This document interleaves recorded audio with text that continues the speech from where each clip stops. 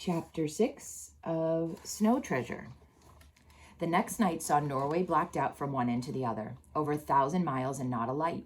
Windows were draped in black, and people were cautioned not to allow so much as a candle ray to show outside their houses. That was the night of April 8th.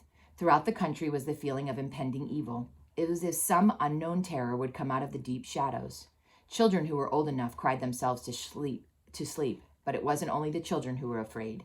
The grown-ups, too, saw fright in the black of night. The air raid shelters were hastily finished, and big blocks of ice served the purpose of sandbags in other countries. In the houses were strange preparations. For what, no one could clearly tell. Hunting rifles were brought out and cleaned, though this was often unnecessary in that land of great hunters. Ancient pistols came out of hiding places, and clumsy fowling pieces were lifted down from pegs above doors. Peter would have liked to go out and see what Ryswick looked like without a light anywhere, but that was impossible. Even though there was not yet a war, his father was leaving that night to join the regiment to which his class in military college belonged. Peter could not go out on his last night home. "You're the man of the house, Peter," his father told him. "You must look after your mother and the little ones." Peter had expected to do this without being told. "What about the gold?" he asked his father. "Uncle Victor will tell you what to do. You may not need to do anything at all. There may be no trouble after all. But if there's a war, you must wait for Uncle Victor. He'll tell you all you need to know, and though I know I don't have to warn you, not a word to anyone about what you're doing. If any stranger addresses you, you're to be deaf, dumb, and blind, but you're not to talk." "When do you suppose we'll start?" "When Uncle Victor gives the word." Peter thought this a most unsatisfactory answer, but he could see no good in asking further. If his father knew anything, clearly he wasn't going to tell. Some of the men of Ryswick had already left town.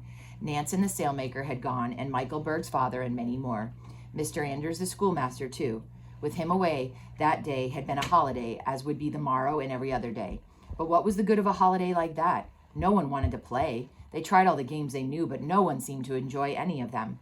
Peter called a meeting of the defense club. The air raid drill wasn't very exciting, for although they could blow a warning whistle, they had no one to give them the all clear signal when to go out. Helga and some of the girls thought it would be fun to play at being Red Cross nurses, but when they picked Bunny for the first air raid victim, he kicked and screamed, so they had to let him go, even though his legs were supposed to be shot away. But the long day dragged through somehow, and now it was night. But what a different night. Different from any Peter had ever lived through. He didn't know but what he would rather. He thought he might have rather had a toothache. After supper, his father seemed to be waiting for some message, but it never came. He kept taking his watch out to see the time, although there were clocks everywhere you could look. His train did not go until midnight, and the sleigh to take him to the station would not come for hours yet. Peter peeped out of the window, careful that no light showed outside.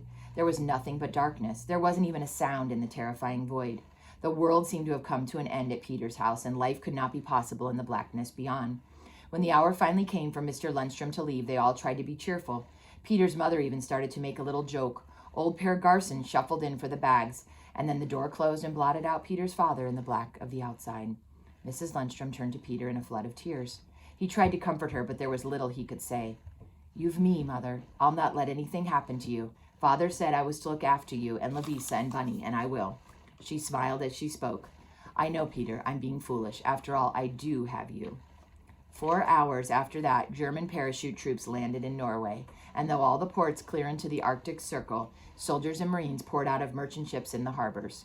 There were even gray-clad Nazi soldiers on the beach at Ryswick Fjord. It was Uncle Victor who brought the news in the morning. "On your sleds, children," he directed. "There's not a day to lose." And that's chapter 6 of Snow Treasure.